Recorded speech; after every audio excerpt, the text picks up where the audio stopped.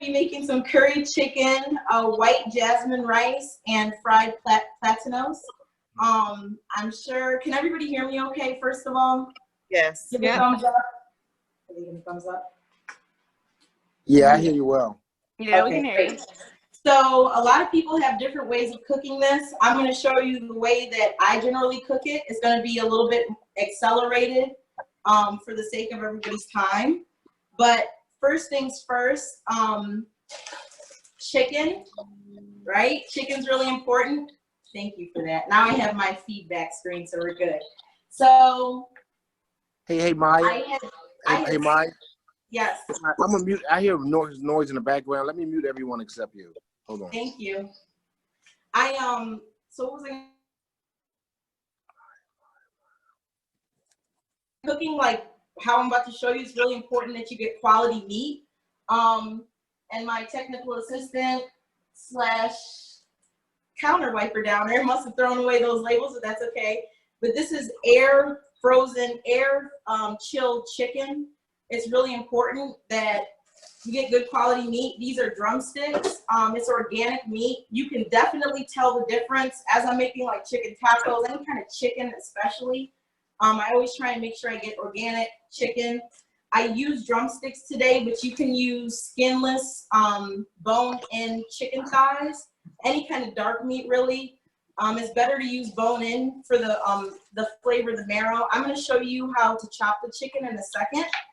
But first, I wanted to show you how to get your vegetables together for the gravy / stew that goes along with it. So I realize everybody may not be as familiar with all these ingredients, so I really wanted to spend some time to show you what they are, how to cut them, how to look for them, that kind of thing, because you want to make sure they're at a certain stage of gestation. So where to begin? So let's start right here with our scallions or green onions. You see these in the vegetable aisle. Usually they're longer. I've already pre-cut some of my ingredients just so I don't spend too much time on this. But you want to rinse these. I usually leave them bushed up like this because it's easier when you go to cut them. So you rinse them, and then all you do is scrunch them as tightly as you can, like that. Can they see this up close? Yeah, they can. Can you zoom in? How's that? I don't think this thing has. All right, so when I was learning how to do this, I was always like, how do you not cut your fingers? Because I actually learned how to cook this from a real decorated kind of Jamaican chef. So I always said, how do you know not to cut your fingers? And they always said, they're my fingers, right? But you always want to keep your fingers flat like that so you don't chop them as you're chopping the food.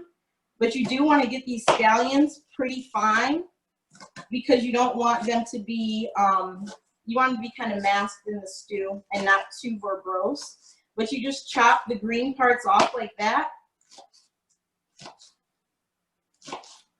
Just like that. And this is actually going to be used to make our roux, which is really step one to when we start cooking. This is all still prep. But I'm going to put those in there. Kind of clear some space on my cutting board. The next thing I want to show y'all, and I'm just going to show you, I'm not going to actually cut it, is your garlic. I usually actually use my cleaver to do this, but you can use any kind of paring knife, anything you got. But you basically just put it over here and smash it like that. And it's really easy to get your garlic broken apart.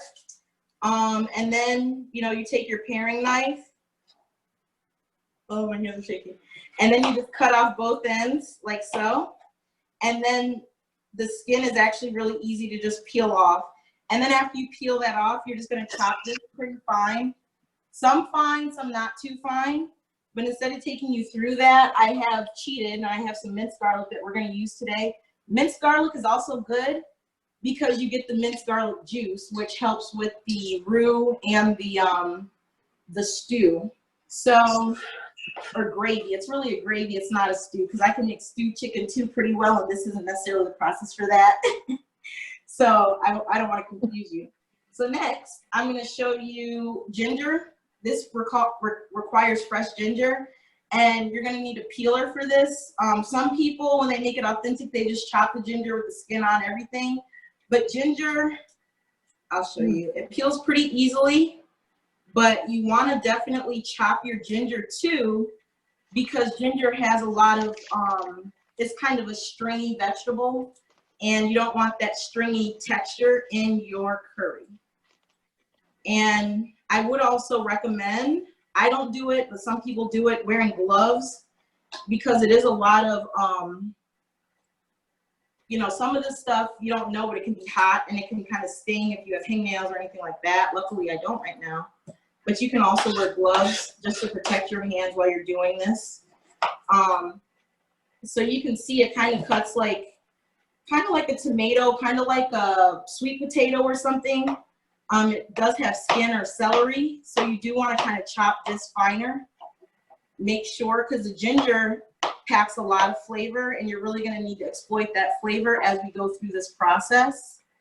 And I guess I didn't pre-chop ginger, but that's okay. We're going to save this for our roux and our gravy. Let me just go ahead and chop some, so we got that together. Watch your fingers. All fingers matter, right? All right, so push that to the side. Next, your onion. And everybody knows you peel the onion. Well, first things first, you know how there's a head and a tail on an onion? You cut that off, peel your onion back, cut it in half. And then when you have your half, cut it like this all the way through. Watch your fingers, and you're gonna chop your onion as well. So turn it to the side, hold it, watch your fingers. I'm not the best cutter, so if there's any real cutters out there, don't do it like me. I'm telling you, but not necessarily doing it. But you're gonna chop this pretty fine as well, because you really want the flavor to wrap around this chicken, but not be like chewing down on these bigger pieces. So let me just go ahead and add those to the onions that I've pre-chopped. And then next, we're going to talk about your peppers. So you can really use red, green, yellow, orange peppers. I wanted to show y'all because a lot of people don't necessarily know how to cut a pepper either.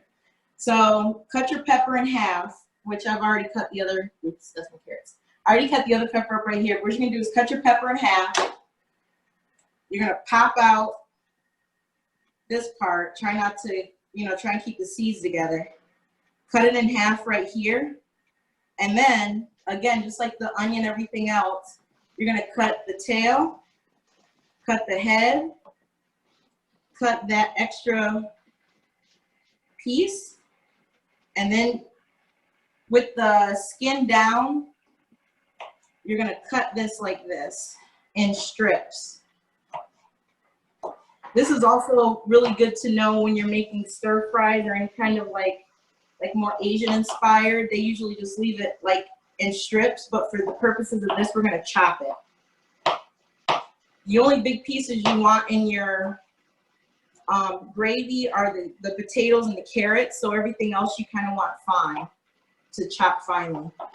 And I'm gonna go ahead and let me pick it up with the knife like this. I'm gonna go ahead and put that over there. Next, our carrot. So I usually, all the stuff you're seeing up here is organic. I buy all organic stuff because the flavors are better, because the vegetables, if you're using tomatoes, all this stuff is ripened on the vine. When your fruit vegetables ripen on the vine, the flavors are more developed and they cook better in the food. So organic's usually the way to go. If you like Plantains chips like I do a lot, you can always buy these green and you can chop them and fry them like I'm going to show you, and they make the chips.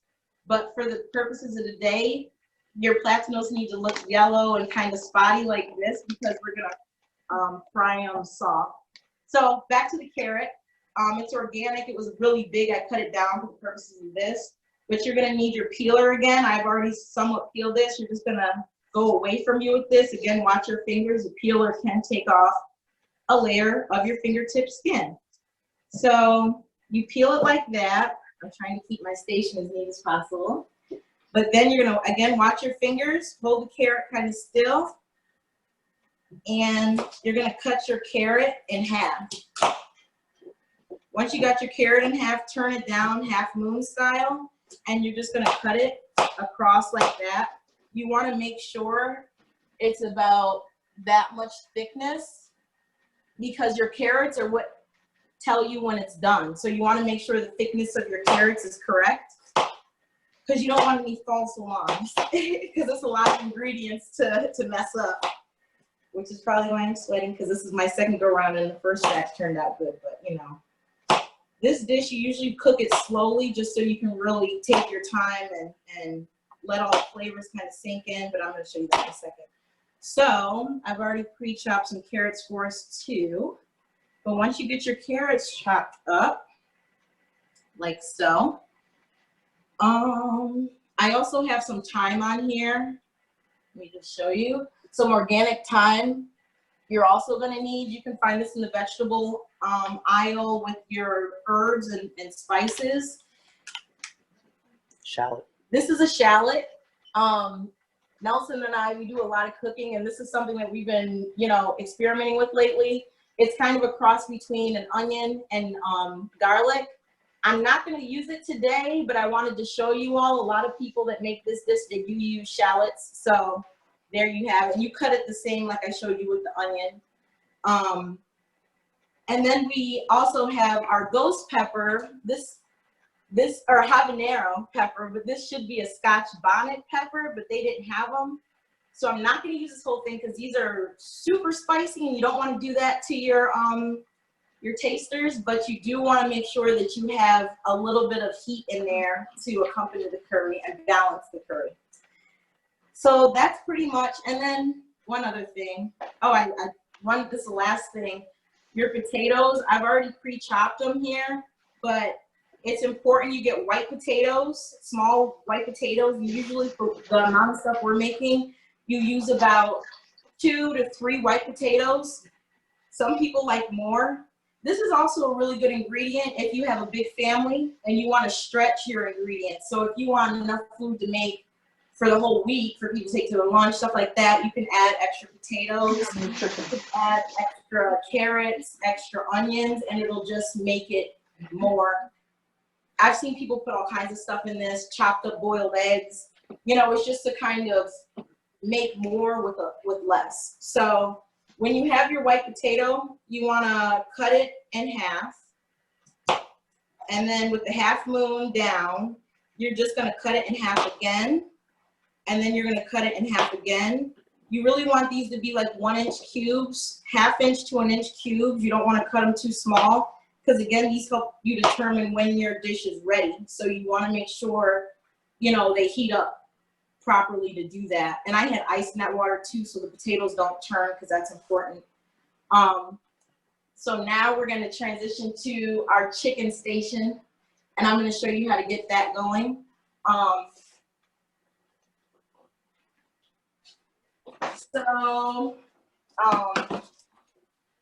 Here's my cleaver.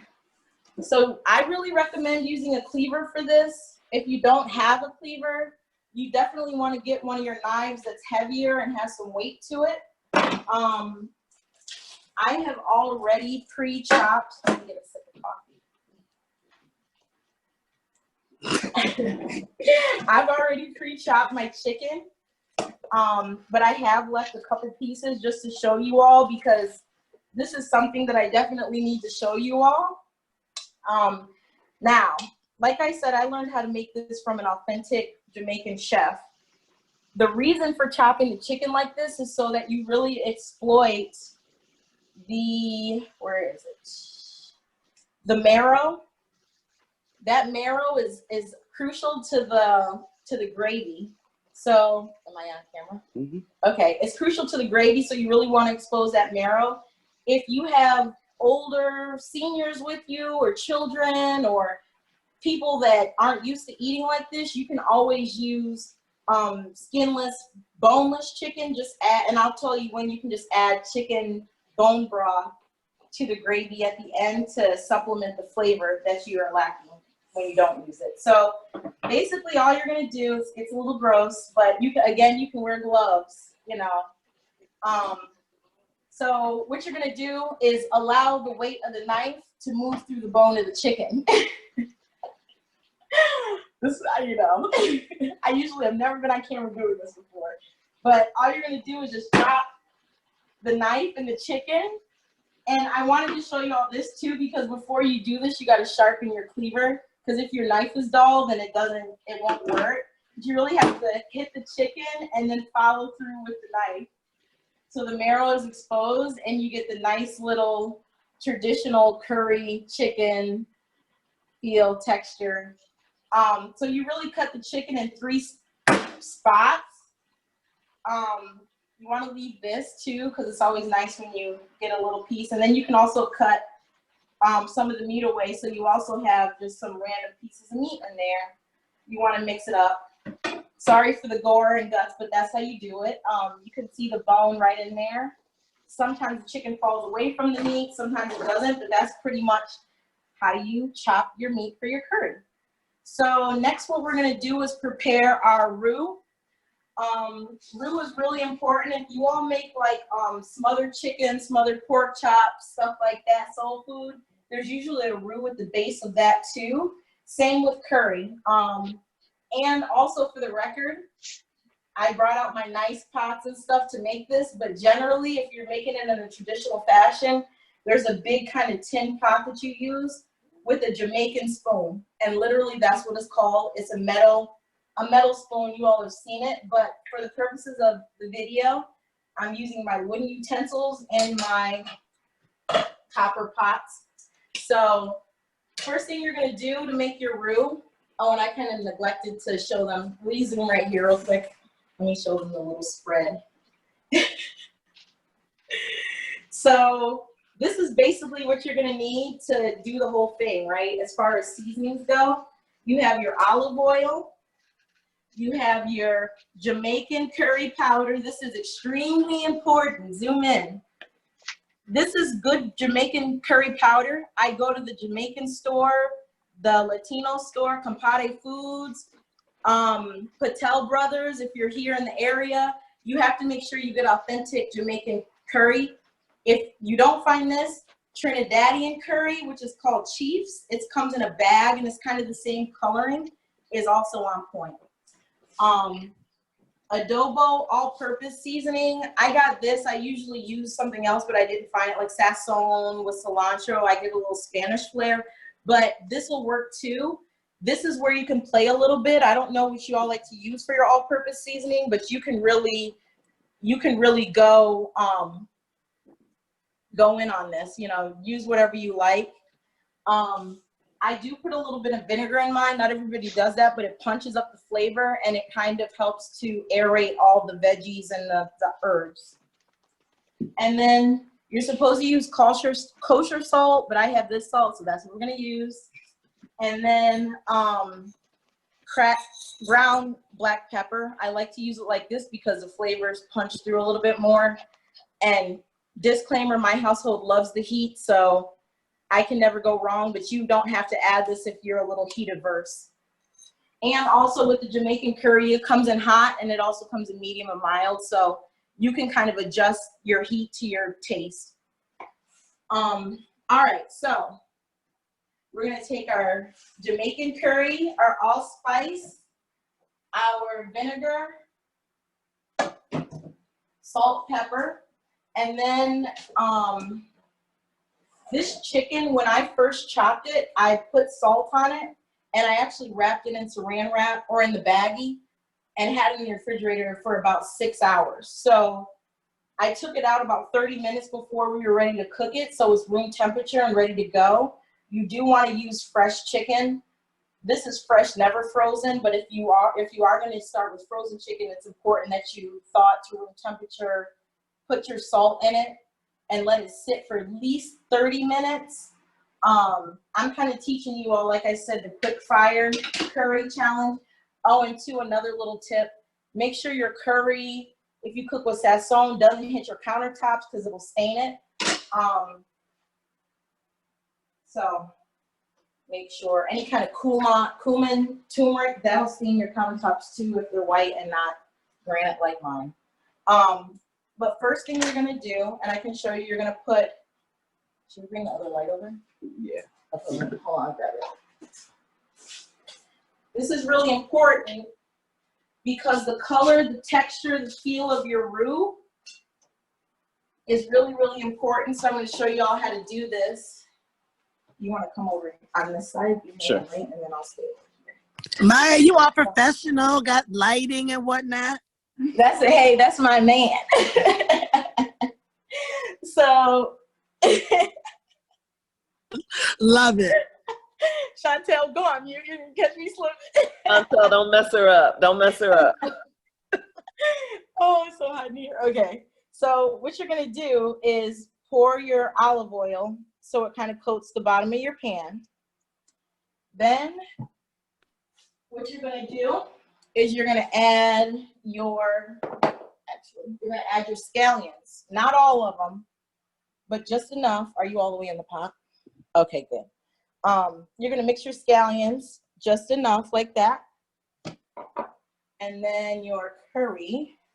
And this is called burning your curry. So when in a Jamaican kitchen, when they're telling you your measurements and stuff, and I have to mention this because, you know, measurements, I've never gone into a Jamaican kitchen or a West Indian kitchen for that matter and seen measuring cups. It's always a pinch of this, a dash of that. The directions would tell you, what, 2 tablespoons, but it's more like maybe 5 flicks of the wrist of curry powder, you know, because we're going to burn it. So you really want to, and I'm going to explain what burning it means in a second. You can kick a little bit of your allspice in here too, just to give the flavor some depth. And it's good to know that when you're adding anything like this, you're adding salt. So I put salt on the chicken. I just put a touch in there. So it's just really good to kind of keep a track on your salt as you're going. So next what we're going to do, get right here. Okay. We're going to turn it to about 6 to 7. And we're going to watch this. You want it to be kind of that consistency. You can kind of add in some onions here too. And then just a touch of your garlic. And then what we're going to do is we're going to burn this roux. And I'm probably going to need, well, let's see. And I know I have electric stove top. This definitely works better with gas or outside over an open fire. But give me a second.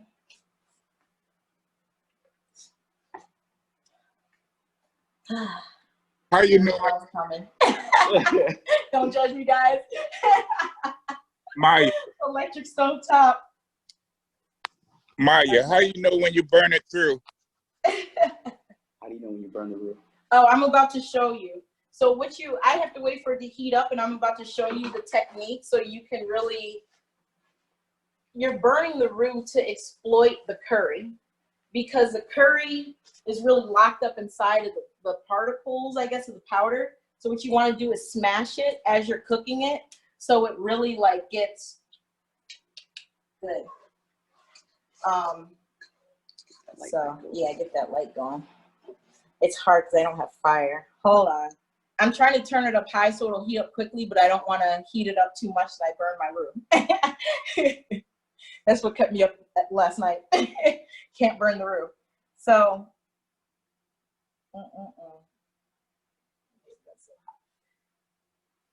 Get that pat down so, going on. yeah, I'm going to adjust the fan. Okay.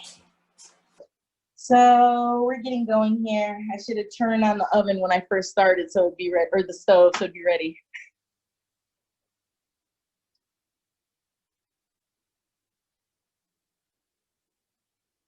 All right, so what you're going to do basically is you're really just going to make sure that you're mashing this. And as it heats up, can you come up so I can keep the pot flat? Sure. Thank you. So you really just want to make sure you're mashing this curry. And that's why you're using this, so you don't mess up your pots or pans. But you really just want this to heat up. What number do you have your eye on, Maya? It's on 8, but I'm definitely about to turn it down. Yeah, 8 should be good enough to heat it up. So, Hi, Dad. Thanks. I'm watching you. Hey, Keith Norvel. Oh, hey. Okay, so you see how it's starting to bubble now? Yes, that voice you just heard, he's the one that taught me how to do this. So the pressure's on.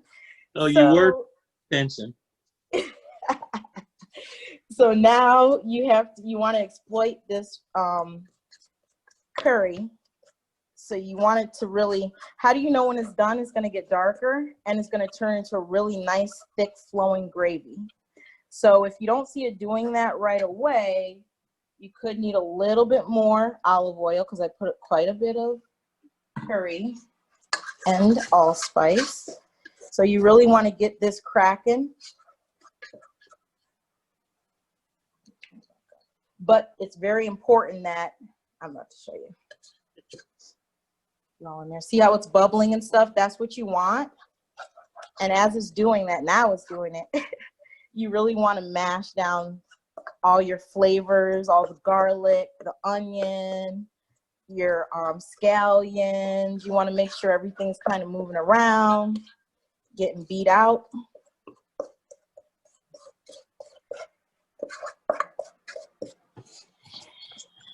It's hard not to.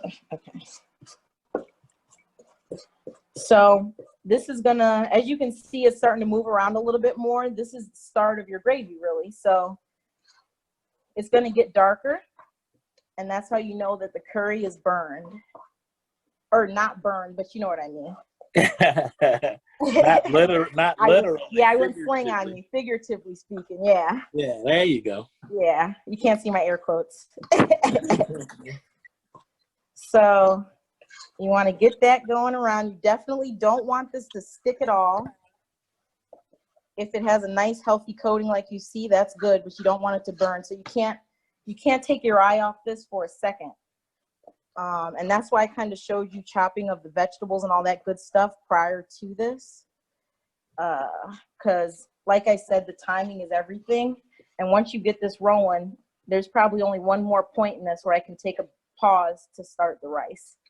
Because literally you cook it all at the same time. So now we're getting good here.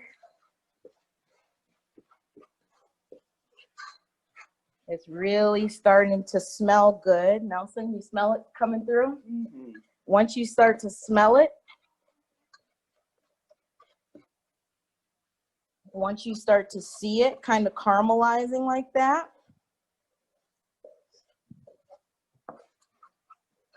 and I'm kind of showing you the steps. If I could have recorded myself and sped this up, I would have done that, but I want to be able to show y'all in real time.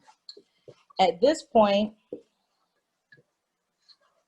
see how it's darker now, richer, more like a gravy starter. Maya, Alejandro said he's ready to come home looking at that. Well, I'm almost ready for him to come home. We're going to bake brownies first. Okay. You won, I'm sure. So. Oh, hey, Winton.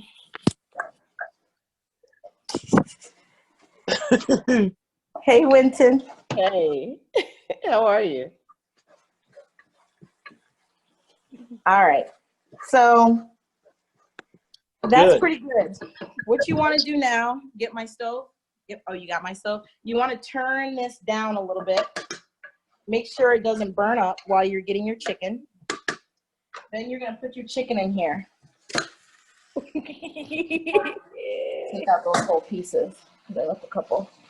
Then what you want to do is you want to make sure that your chicken gets a good coating. Oh, yeah. You want to make sure your chicken gets, uh-oh.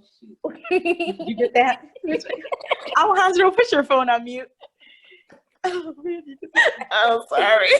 We can't find it. Where's the mute? There it is. All right, this can get a little ugly. But you want to make sure you don't get this on your countertops because it stains. And to some, that's a badge of honor. To others, you know, they're wondering what's going on. So you want to probably add a little bit of water to this. You can see it focus right on that. It's important that when you add water to this, that you don't add it directly onto the chicken. So what you want to do is make a space like that and then just pour it to the side. Don't ever add water directly on the chicken because it knocks all the flavoring off the chicken. So you want to let this chicken, you can turn it back up.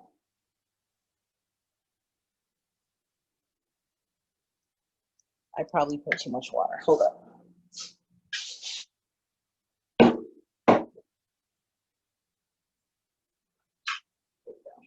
All right, so you want the chicken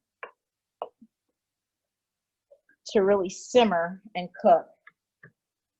And then, so what you want to do is you, like I just did, you don't want to add too much water because as the chicken cooks, should I pour the water off? Let me pour it off real quick. You stay focused right there. Sizzling on. Now, all right, you don't want to put too much water because as the chicken cooks, the water will cook off the chicken. So that's probably as much as you need as far as water goes. See how shallow it is, kind of? You just want enough to make it so the chicken doesn't burn on the bottom of the pan. So you want to make sure all the chicken is kind of densely coated. You can put some more ginger at this point. Or I'm sorry, garlic. I'm sorry. You can put some more onions at this point. Where's my ginger?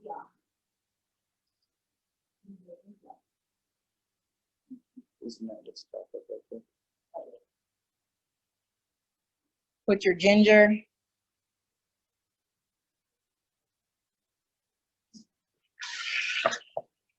And just make sure you don't take your eyes off your chicken because you don't want it to burn or stick to the bottom. But you do want to make sure you're getting all those flavors in there.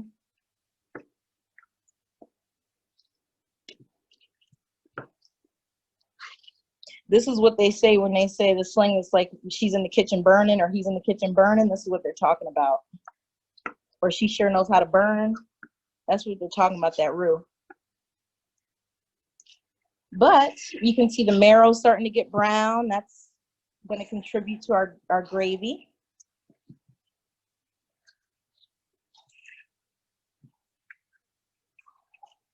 So you can turn your heat up. My heat's at about 8, between 8 and 9 right now, because I want to make sure this chicken gets cooked as much as possible. Now, for what I'm going to show you in a little bit, the finished product, I cooked boneless chicken, and I have bone-in chicken, and I was going to mix them, but the reason I decided not to mix them was probably a smart decision, because when you have bone-in, it takes longer to cook.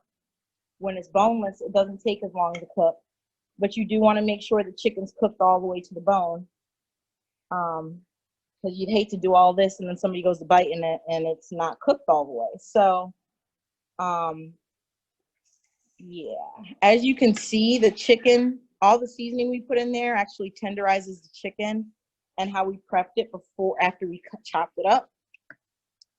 So you want to probably go down to about 6 and cover this, because that'll allow for those juices to come off the chicken, and then you'll be ready for to kind of stew this and have a thicker gravy. Hold on a second.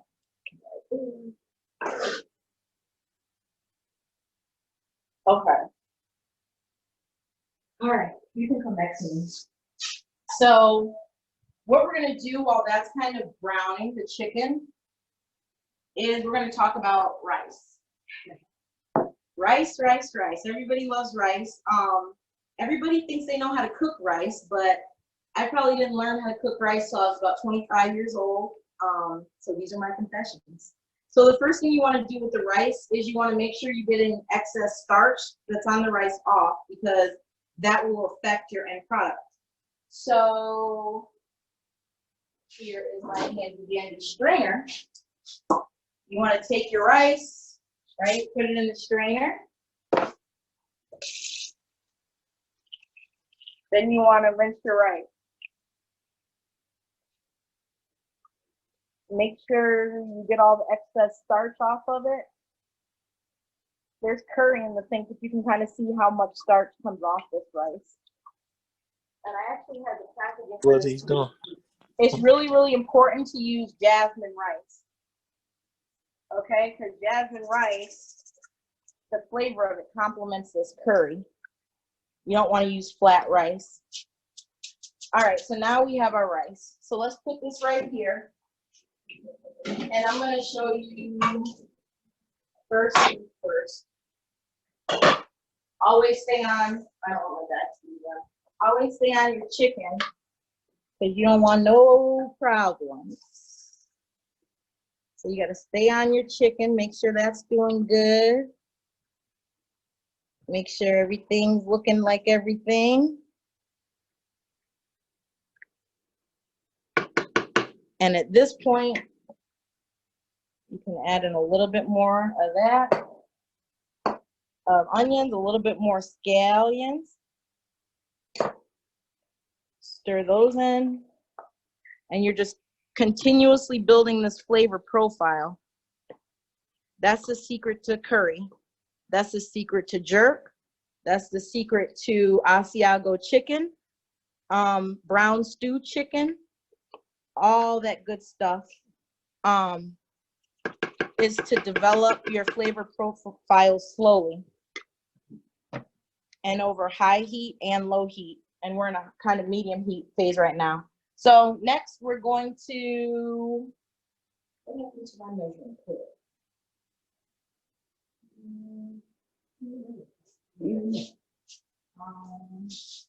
Okay, hold on. I gotta go in here real quick.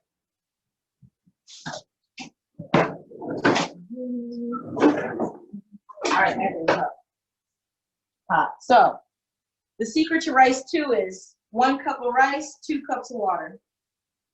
2 cups of rice, 1 cup, 4 cups of water. We all got that? So half the amount of rice for the amount of water. And I can also show you how to adjust it, but I have, and of course this is 2/3 cup full.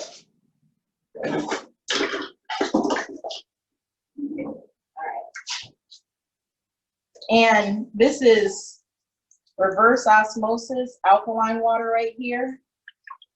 So the quality of your rice is also determined by the quality of your water. And I'm cooking about a cup of rice, so I'm going to do 2 cups of water.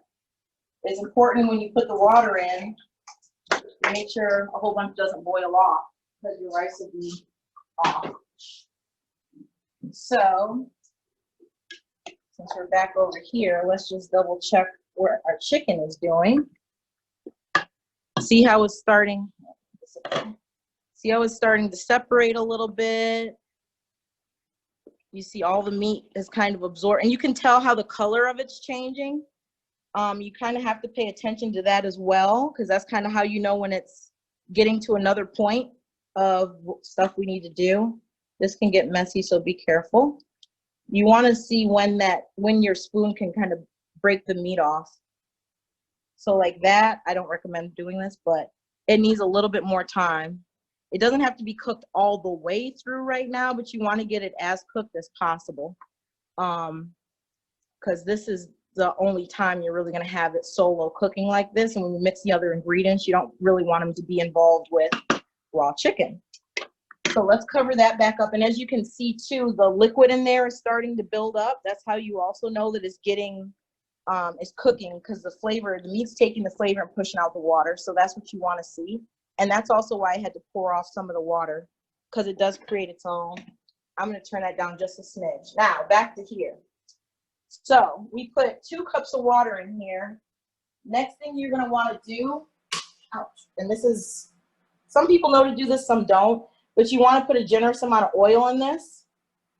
Olive oil, extra virgin, organic, right? And then you also want to put a decent amount of salt. Not too much because my mom's watching.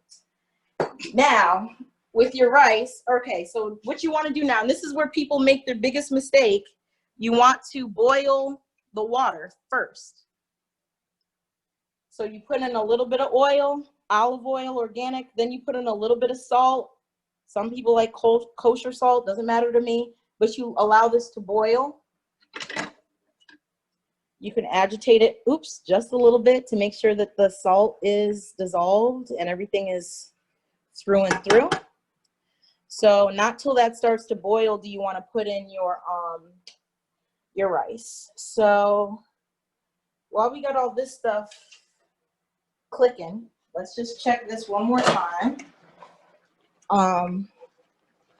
Because this is looking good, okay? This is how we want it to look. Everything's bubbling.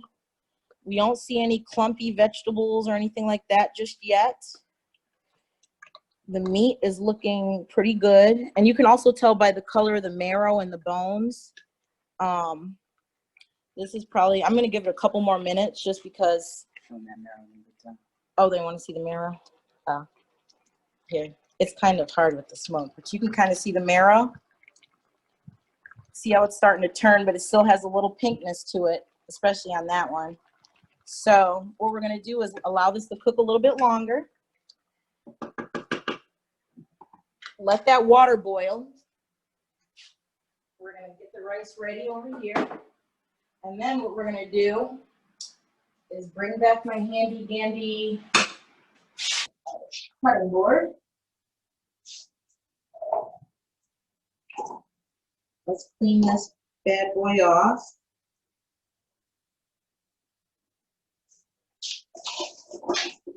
All right. Now.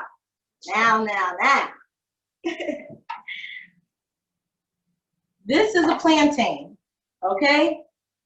Like I said, I like them green, but this is what the plantain needs to look like to make fried plantains. So you got to make sure they ripe. I recommend buying them from the store like this because the flavor is better because they've ripened on the vine. But if you get them green and want to ripen them yourself, you can do that too. So what you're going to do, just like everything else, let's actually use this one. You're going to cut the head and the tail. Then what you're going to do is peel it like a banana. You kind of have to cut it because it is tougher than a banana. And if any of you are familiar with plantains, yellow ones you can do this with. The green ones you have to peel it with your knife. But the peel comes off pretty easily when they're ripe. So what you're going to do, and people get really fancy with their cuts and all that good stuff, which is nice, but for me and these purposes, I'm just going to show you quick and easy. You want to cut it at an angle like this. So you're going to cut your pieces, not too thin, not too thick like I just showed you not to do, but you want to cut your pieces kind of like this.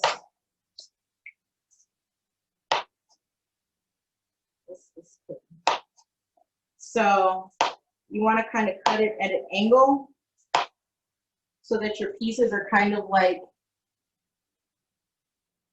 not perfectly circular, but not too big, not too clunky, nice width. So they fry evenly. And you all get that. We don't eat these too often, but it is nice to kick up a nice West Indian meal. So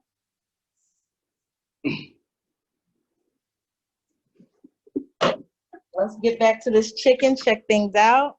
You never want to take your eye off this for too long because you don't want any problems. So as you can see, it's starting to break apart a little bit better. It's looking good. What we can do now with this chicken is we can add in our orange pepper. We can add in the rest of our garlic, the rest of our onions.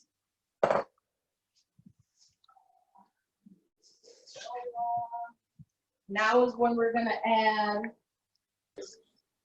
the rest of our scallions. Hey, Maya, can I ask you a question? Yes. So when you were using fresh ginger, if you have ginger paste, like you buy like in a refrigerated section, does that change the flavor of it? No, it doesn't, but you know, it's always better to use fresh organic stuff just because it's the nature of this type of meal. Okay. But this is the critical time, right? So when you're doing all this, you got to make sure you don't walk away or take any breaks because the timing is everything right now. You want to add in, those are potatoes. You want to add in your carrots. And you also want to add in your fresh rinsed off thyme. If you see any bad pieces in the bunch like that, just go ahead and take it out. You also see the water's boiling. So what you want to do there is you want to go ahead and add your rice. Once you add your rice, you want to really bring it back to a boil. Make sure you just mix it like that, not too harshly. Let it come back up to a boil and just keep an eye there. So once you have everything in here, you're going to stir everything together. And I like to use potatoes in mine because my guys can eat this for 2 weeks. So, you know, I like to make the recipe kind of stretch, or the amount of ingredients stretch. So I put more potatoes than most. Some people don't use any potatoes, but you want to make sure everything takes on the gravy kind of equally. At this point, people usually add water. I don't really want to add water. Oh, and one thing I forgot to do, when I originally made that roux, you can add your distilled white vinegar at that point. I guess I still can add some because this does punch up the flavor. If y'all ever add this to your collard greens, it's kind of the same effect. But like I told you, don't ever add anything directly on the chicken. You want to add it to the side. And just a touch will do you. If I added it to the roux like I was supposed to, I probably would put more. But it's also important to tell you, don't ever add any curry after the original burn because the curry is already in there and burned. So if you were to add more curry, it would make this gritty, and that's somebody that doesn't know how to cook curry, and they will talk about you. You can, however, add more allspice. You can add more seasonings at this point. You can season to taste. I'll add a little bit of this. You don't want to add too many spices right now because you want to allow this to kind of simmer down so that you can see where the flavors that are already in there kind of settle out. Usually when people make this, you see them add a little bit of salt or maybe even a little black pepper at the end, because the curry itself is spicy, so you don't want to add too much. And the chicken and all that stuff already had salt, so you really want the flavors to come through past the salt and pepper. So here, you just want to make sure you keep your rice stirred, but try not to agitate it too much because you really want the actual rice to take on the water. So what we're going to do here is move this to the back.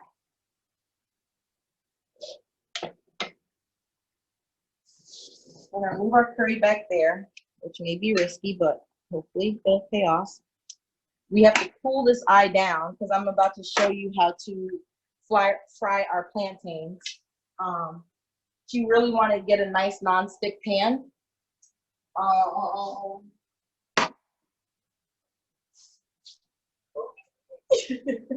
When I'm over here, it's not here. Yeah, you really want to get a non-stick pan. A little bit more olive oil here. Nothing too crazy. Make sure that coats the bottom of your pan. You may need to add to this as you go, but you can kind of feel your way through it. You see how the rice is starting to turn or get sticky? See how the rice is actually bubbling up in the bubbles? You just want to make sure you stir it. What you don't want it to do is burn on the bottom. And also when you stir it, you're keeping an eye to make sure, for as firm as the rice is, you have enough water. Because it's better to add water now versus when all the water's gone. That's when you get the like soft rice on the outside with the crunch in the middle still. That's no bueno. So shoot this real quick. Shoot the plantains. So the plantains that we cut up, you're just gonna add a little bit of salt to them. Not anything crazy, but it's just to create that salty sweet contrast. So add your little bit of salt, and then I'm about to go back over here, Brian. So you want to just make sure this heats up. And how can you test to see if it's ready? You can always just hit it with a little water, which it's not even on, so that doesn't help. All right, I'm gonna turn this bad boy to like 5, because you don't want this to get too hot either. You gotta keep an eye on that. See how the rice is starting to fill up and the water's starting to go away? That's what you want to see. Our curry is still doing its thing. I just turned it back on. I had to switch eyes, so. And actually, this should probably be on the bigger eye. Okay, we're on. All right, let's let that heat, the eye heat back up real quick. All right, so how do you check to see if your oil's ready? Just fling a little water. If you see it start to bubble up, it's fine. You don't want it to be too hot for plantains because they're kind of thin and quick to fry. But you just throw those right in there. Throw them right in there. Ouch. Be careful. And then those are gonna fry. And you can turn them up or down, but you don't want to like throw them in there and like all the oil and stuff jumping all over. It's kind of a slow fry.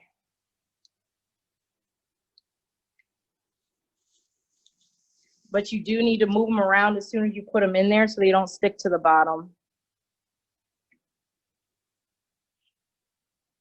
Let them get, in the olive oil.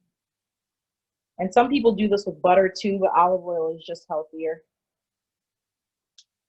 But clarified butter, if you are going to use butter, try and get clarified butter for this dish in general. People use butter too for the roux that I made earlier, a clarified butter, but you know, it's healthier not to.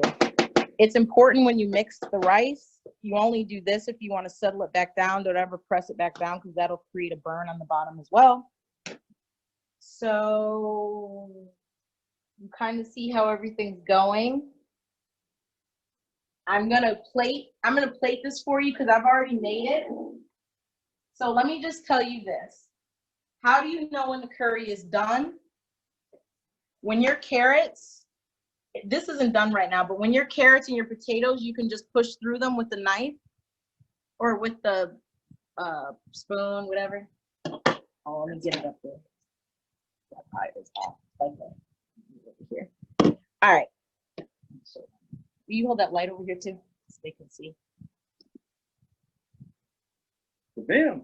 Thank you. When your potatoes, when you can just push through it, sorry, that one I couldn't, but when you can just push through your potatoes or your carrots like real smooth, that's how you know when it's done. I did this curry earlier, and you'll also see the curry get kind of dark as well. This is the curry that I made earlier, so you can kind of see the difference when it's done. See how the marrow's all brown and it looks, more rich. In Spanish, you call this bien rico. That's how you know that it's done. And I'm gonna go ahead and plate this for you. Okay, I'm gonna turn this off. It's really, really important right now that you are watching everything because it's easy to burn those. It's easy to overcook that. And you don't want this to stick to the bottom because it'll add a burn flavor to the profile that will overtake the whole meal. So, okay, what I'm gonna do real quick because we're almost done here. And I know people use a rice cooker too. I do too. No shade, no shade. No, we all gotta get in where we fit in. So I'm gonna go ahead and plate this for you because that's also important. If I can find a good old spoon here. This is where a Jamaican spoon will come in handy. But what you want to do, get your rice. Sometimes what people do as well is they'll put this in a bowl. Sometimes you see it like in a shape. Kind of like this, but a lot smaller. They'll pack the rice in here and then they'll just do that. Put olive oil in here first, pack the rice with like a spatula or something. Drop it like that and just lift it and you'll have a nice rice ball. But I'm just gonna do it kind of haphazardly right now for the sake of everybody's time. But the plate, you do that. You get some of that. Make sure you get the potatoes, the carrots, everything popping. Hold on. This is clearly Nelson's plate. All right. And then you want to grab some of your fresh thyme, put some of that up there. And then, see, I took my eyes off these a little bit earlier. That's what you don't want to do. But then you bring back, where's my wife? You bring back your plantains there.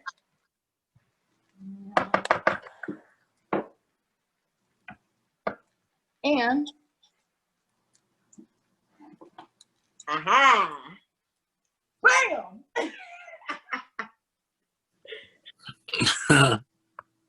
That's how you do We it. can't see. We can't see. I think Georgia's sharing her screen, Ivan. Ivan outside doing the deck. Hold on, let me get him. Yeah. Georgia, can you take your screen off? Good job, Maya. Thank you. Wait, we can't see it. Wait. I know. Georgia's working. Burning up. Tiger King. Oh, can I go to Nelson's screen? Oh, Who's no, you controlling were this? fine. No, because Georgia's sharing. No, keep yours the way it is. We need. Can you see mine? No, we gotta get You Georgia. gotta move around to I see can it. see it. If everyone goes to gallery view, they will see Maya's plate. You gotta. There we go. We back. We back. Yeah, I can So see. we have the plantains, the curry, Delicious. Looks delicious. and the white rice. Yes. Maya, That it looks looks good, Maya. delicious. Looks And then very Good job, good. Maya. Thank you. And Tell then Nelson too, that plate is his pay. if you want to make a nice non-alcoholic drink, this is good. The passion fruit mix juice. This is really good to go along to pair. All right. That looks amazing, Maya. Thank you. Amazing. Thanks for Great being with me, job. guys. Good job, child. Does Oh anybody my have a gosh. question? I'll talk to you later. Hi, everybody. Awesome Hi, job, Sil. Maya. Hey. Awesome job. Let me see over here.